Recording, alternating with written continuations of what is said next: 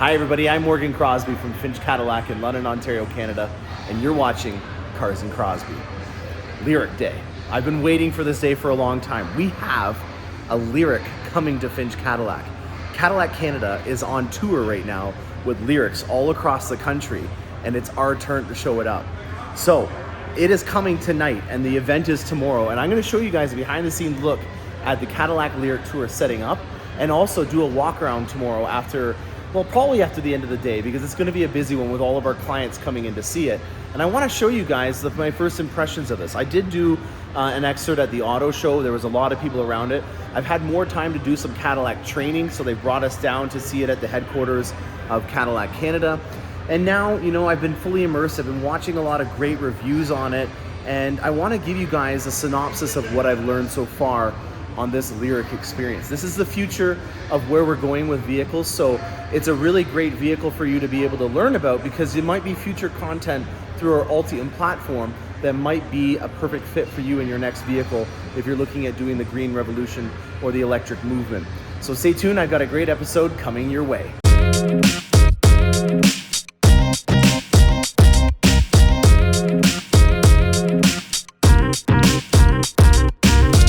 All right, it's the middle of the night at Finch Chevrolet, and well, this is what brings me here.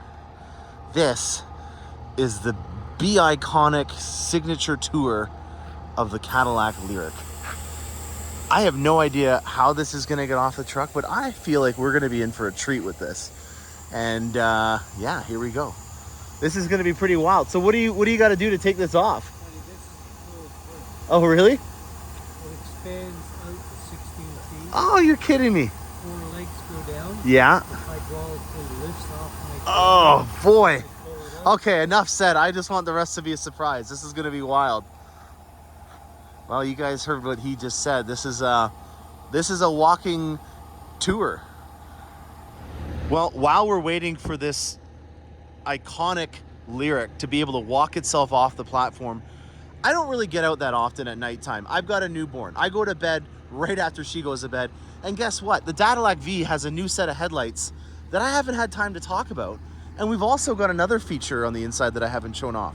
This is actually the first vehicle from General Motors to have an all-new technology related to the headlights. It is only available in Canada right now, so the Cadillac V in Canadian specs is so far the only one, but there is some new legislation that has changed in America, and you guys will be getting the same technology on future models.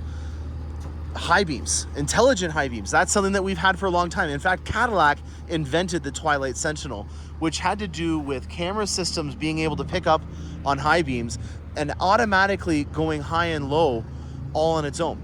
Now, one thing that we've now done with this is we've made it so that we can still have a high beam, but dim it down on one side. So if you have a vehicle coming in your oncoming lane, you can still have the high beam, and it's just gonna cut out the part that would be in the way of the person in front of you. Now, the other thing, and I'll go into more detail about that, I'm gonna do a full feature episode, but this is all about the Lyriq. We're just gonna get a couple of things to go here. Now, another thing that I have is night vision. Look at this. There's an individual that's just creeping onto the scene of my display over here, and when I center in on him a little bit more, it highlights him. If we had some raccoons or some moose or some low-lying dogs or stuff like that, you would also be able to see that, and it would highlight it for you as well. So that's another great feature that we have on the Escalade in terms of night vision. We've had it on the CT6, and there'll be a lot of future vehicles that'll have it as well. But it looks like they're about to do some cool stuff, so I'm gonna get back out of here and show you guys what goes on in the signature tour of the Lyriq. All right, Cadillac V is looking at the future of General Motors here.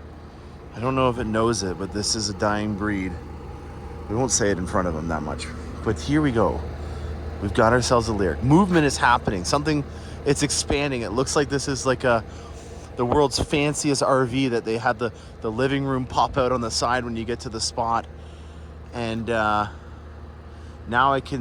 oh my gosh. Big movement there.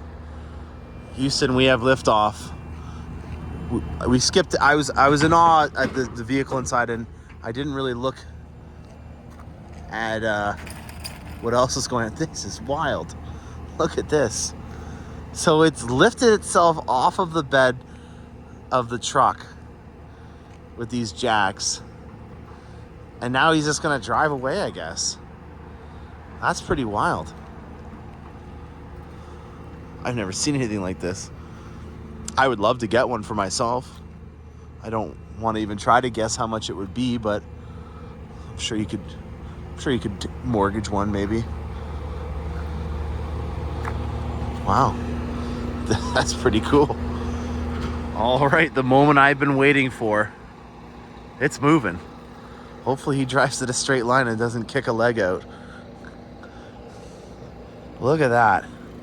Easy does it. Now for tomorrow, people better bring their stilts so that they can check out the Lyriq, because we've got an obstacle course set up for you guys to get into this thing. This is parkour Lyriq experience here.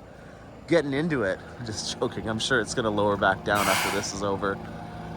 This is something else though. How cool is that? So this gentleman over here is now lowering it down, as you can see. And hopefully he gets his tie-down straps out of the way before they sit down on it. I am completely mesmerized with this. It's midnight right now, so now we are in the day of Lyriq at Finch Cadillac. And just talking to the trucker while we were doing some stuff here, they actually built this unit around the Lyriq, so you can't even physically fit it outside of this wall. So if you wanted to do some rock star craziness and drive it out of here, you couldn't. It won't even fit. This piece has to come out in order to be able to get the Lyriq out. Because the little boy in me decided to ask if there was a way of driving it out, and I was quickly turned down. Well, that's kind of nice. We got a Lyriq kind of I got tongue-tied here. A Lyriq mosaic, I guess, on the back here. Very nice. And I love the Cadillac crest just all blacked out like this. Very nicely done. All right, guys, I think that's enough for today. You get the idea of what was going on here. Let's get this show on the road, and we'll see you tomorrow morning. All right, the day has been a dreary one. It's been raining all day. Thank God we brought this tent along. This has been quite a day, guys. We've had this entire day filled up with people, and well, without further ado, I finally have this area to myself. This is the Lyriq, and I have already done a segment from the auto show when I went down there, but we have this to ourselves right now, and I'm going to take advantage of that, because this is, in my opinion, a big step. You know, in terms of looking at this from a perspective that maybe is a little bit more insightful, this is an all-new animal. You know, if we've been selling apples, this is now an orange. In terms of how the architecture works on these vehicles, there's a significant amount of mass that comes from the batteries. And when you have that kind of mass, what you're going to be doing is you're going to be changing how the vehicle drives and handles, because this thing weighs more than an Escalade, which is absolutely wild to think of. And you know, when it comes to trying to get these things to drive well, having all that mass is important to be able to handle it out. So think of it like a skateboard. That is what the Ultium platform is all about. And we really are focusing on making sure that the architecture and the platform and working from the ground up is proper. And it took a little bit of time to do that. And so that's why you're seeing some other electric vehicles that are already out, and we're a little bit later to the game. Not entirely late, but it is a little bit different. Now this is a baby Escalade. I see a lot of Escalade when I'm in this. And I'm just gonna press, that was this, not me farting. I'm just gonna press this, and here we go. We've got the Lyriq starting up. Now you can see here we have Super Cruise on the steering wheel here, but what an amazing vehicle. This is a 33-inch dash. It's really beeping here, guys. Oh, there we go. It stopped beeping. This is a 33-inch dash, and this is VIN number 7 off the line. It is absolutely beautiful. One thing that I've really enjoyed saying today is knurling, because this is the machining that they do to all the aluminum components in here. I look at the hyper simplistic display and dash on things like the Tesla, and I really don't enjoy how little things I have to be able to touch. You know, even having just a dash in front of me with the Google Maps is great, but having the ability to adjust the volume on my own here is something that I really find refreshing. There's a lot of little Easter eggs that we'll get through to showing you guys. I do have one of these on order, so I will be going through a full adventure with this whole Lyriq thing. So if you're not going to get enough out of this video, I'm going to do like what I always do and have kind of an ownership experience vlog on my channel. There's a billion colors that you have available inside of here on this display screen, and you can even do amazing things like customizing the colors of the ambient lighting inside of here. So it's really refreshing to be able to see all these different design cues that are on here. One thing in particular that I really enjoy is this kind of subconscious transition from a more traditional Cadillac on here to the future that has backlit that's being able to be customized on the ambient lighting platform over there. You've got massaging seats, you've got beautiful brushed aluminum on here, and you got even some ducks. And the ducks are there because the gentleman with the last name Cadillac, who was the first mayor and founded Detroit, had merlets, which are a type of duck, in his crest, his family crest. He's actually originally from Quebec, France, then Quebec. So he's kind of a French-Canadian guy. He is what they named Cadillac for. And this is an homage to the original family crest of the original mayor of Cadillac. I can't remember, I think it's Antoine de Cadillac is his name, but that is where that's from. I don't know if this is a record breaker, but I think that this might be the world's largest turn indicator on a vehicle. It's one of the things that really stood out to me in terms of the length. It is sequential, which is kind of nice as well, and you have it down there as well. And then the other thing that's kind of quirky about this vehicle is that your front headlights are actually your turn indicator, and your turn indicator lights that you would see on something like the XT6 on the sides down there are actually your headlights. These are really amazing because, like I was talking about at the beginning of the episode with the Escalade, you have the ability to be able to change where the high beams are because each of these LED lights is focused on a different area. So, you know, they're all faceted. You can kind of see it almost from the side profile that they're all kind of positioned in a specific way. And that's geared towards making it so that if you had a vehicle that was oncoming, so I guess it would be in North America and not in Japan or in Great Britain on this side, that you could then dim down the specific LED lights that would be focusing on that area, but still keep on your driving side all the high beams on. And with me coming home last night after setting this booth up, it was really amazing to see all the street signs being super reflective because there were high beams. And I've never really driven in the city with high beams. It was absolutely incredible and refreshing to be able to have that experience with my headlights. Cadillac has always had a big thing for headlights, and every single Cadillac that's ever been built has always had a vertical stacked headlight. So we've kept with that tradition with the headlights on here, and I think it's really great. It's kind of cool. You wouldn't have really noticed that unless you were maybe focusing in on it, and I think it's just a little great quirk and quirk. Now, I'm gonna also try to show you the little sequence of light dancing that comes about when you bring, let's just turn her off and lock it up. And watch this. If I hit the unlock button here, it may do it. Oh, here we go. Look at this, guys. Nice waterfall of light coming down here. Isn't that neat? I absolutely love that. This grille is just absolutely gorgeous. And these Cadillac crests are illuminated. And on the back here, similar to the Escalade, your Cadillac crest is what opens up the tailgate. This is more of like a hatch kind of tailgate. You can see here on the back here how it's kind of sloped. Now that would be a point of contention if it wasn't for the fact that because you got no exhaust and tailpipes, that you have a massive amount of storage. Look at the size of this. This would have been a device that they used to keep the power flowing throughout the day. Look at how small it is in there in the back. Or this case, which also comes with your Lyriq, in order to be able to remotely charge your Lyriq up. Oh boy, this is a heavy case. Oh, I did not do that well. I apologize, guys, to do this. I do hot one takes. They're trying to load this up and get it ready to go, so I'm trying to do this as fast as I can.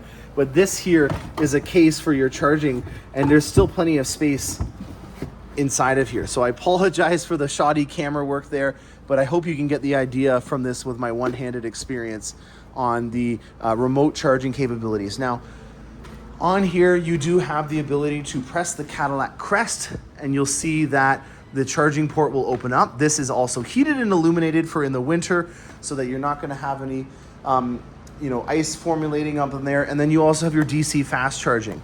If you guys are having some range anxiety related to this whole electric experience, I wanna show you guys this infograph here that will give you a lot more insight on what to expect.